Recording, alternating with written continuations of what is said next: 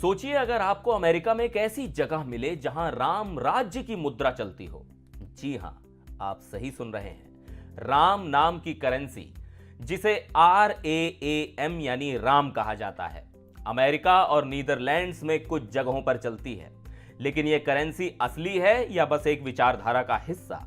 क्या वाकई राम राज्य की कल्पना यहां साकार हो रही है? और सबसे अहम सवाल कि क्या यह लीगल है? आज हम इस अनोखी करेंसी की पूरी सच्चाई आपको बताएंगे, जिससे आपका नजरिया बदल सकता है। नमस्कार, मैं हूं सिद्धार्थ प्रकाश। जब हम राम राज्य की बात करते हैं तो हमारे दिमाग में एक आदर्श समाज की छवि बनती है, जहां न्याय, शांति और समृद्धि हो। लेकिन क्या आप जानते हैं कि दुनिया में एक ऐसी जगह है जहां राम राज्य की मुद्रा यानी राम वास्तव में इस्तेमाल होती है? और यह जगह कोई और नहीं बल्कि अमेरिका है। अब सवाल उठता है, राम मुद्रा आखिर आई कहां से? इसे चला कौन रहा है? और सबसे अहम बात, क्या यह लीगल है या बस एक कॉन्सेप्ट? आइए इस पूरी कहानी को डिटेल में समझते हैं। यह कहानी साल 2001 में शुरू हुई, जब the global country of world peace नाम की एक संस्था ने इस करेंसी को जारी किया।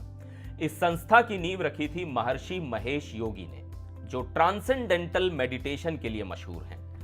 राम को खासतौर पर नीदरलैंड्स और अमेरिका की महर्षि वैदिक सिटी आयोवा में इस्तेमाल किया गया। इसे 1, 5 और 10 राम्स के नोट में जारी किया गया था।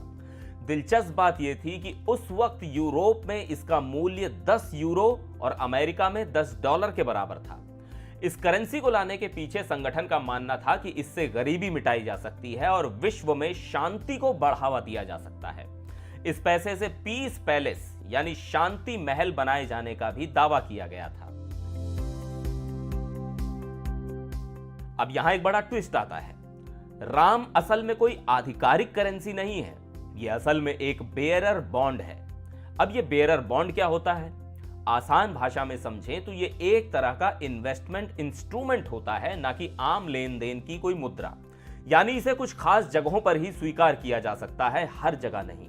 जब इसे पहली बार लॉन्च किया गया था तब यह नीदरलैंड्स के फोर्टिस बैंक में बदला जा सकता था। अमेरिका में इसे सिर्फ महर्षि वैदिक सिटी आयोवा में एक्सचेंज किया जा सकता था। लेकिन क्योंकि इस करेंसी को किसी सॉवरेन स्टेट यानी संप्रभु देश या सेंट्रल बैंक ने जारी नहीं किया था, इसलिए इसे आधिकारिक मुद्रा नहीं माना गया। यह सिर्फ एक आर्थिक विचारधारा का हिस्सा रही, जो कुछ सीमित जगहों तक ही सीमित रही। अब यहां एक और दिलचस्प पहलू आता है। राम करेंसी को जारी करने वाला संगठन the global country of world peace यानी GCWP खुद को एक अलग राष्ट्र के रूप में स्थापित करना चाहता है। जी हां, यह संगठन चाहता है कि वो वेटिकन सिटी की तरह एक संप्रभु राष्ट्र बन जाए। अगर ऐसा हो गया तो वो अपना सेंट्रल बैंक बना सकता है और राम को आधिकारिक करेंसी बना सकता है। GCWP का मुख्य उद्देश्य एक ऐसा समाज बनाना है जहां कोई संघर्ष ना हो। यह संगठन ट्रांसेंडेंटल मेडिटेशन, सतत जीवन शैली, जैविक खेती और वैदिक शिक्षा को बढ़ावा देता है।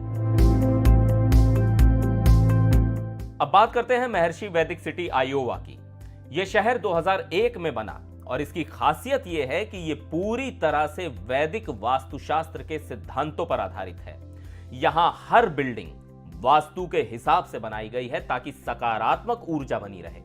2020 की जनगणना के अनुसार यहां केवल 277 लोग रहते हैं। यानी यह बहुत छोटा शहर है, लेकिन इसकी पहचान पूरी दुनिया में अनोखी है। देखिए, तकनीकी रूप से राम कोई लीगल करेंसी नहीं है, लेकिन इसे कुछ खास जगहों पर स्वीकार किया जाता रहा है। यह आम जनता के लेन देन के लिए नहीं थी, यह सीमित निवेश और संगठन के अंदर इस्तेमाल के लिए थी। इसका भविष्य GCWP की मान्यता पर निर्भर करता है। अगर कभी GCWP को एक स्वतंत्र राष्ट्र के रूप में मान्यता मिलती है तो हो सकता है कि राम वाकई एक आधिकारिक करेंसी बन जाए। लेकिन फिलहाल के लिए यह एक आर्थिक और वैचारिक प्रयोग से ज्यादा कुछ नहीं है। लेकिन राम करेंसी का किस्सा हमें यह दिखाता है कि कैसे विचारधाराएं कभी कभी हकीकत में बदलने की कोशिश करती हैं। चाहे ये एक आधिकारिक करेंसी ना हो, लेकिन यह विचारधारा दर्शाती है कि राम और भारतीय संस्कृति का प्रभाव पूरी दुनिया में फैला हुआ है। अब सवाल आपसे, क्या आपको लगता है कि भविष्य में राम एक असली करेंसी बन सकती है?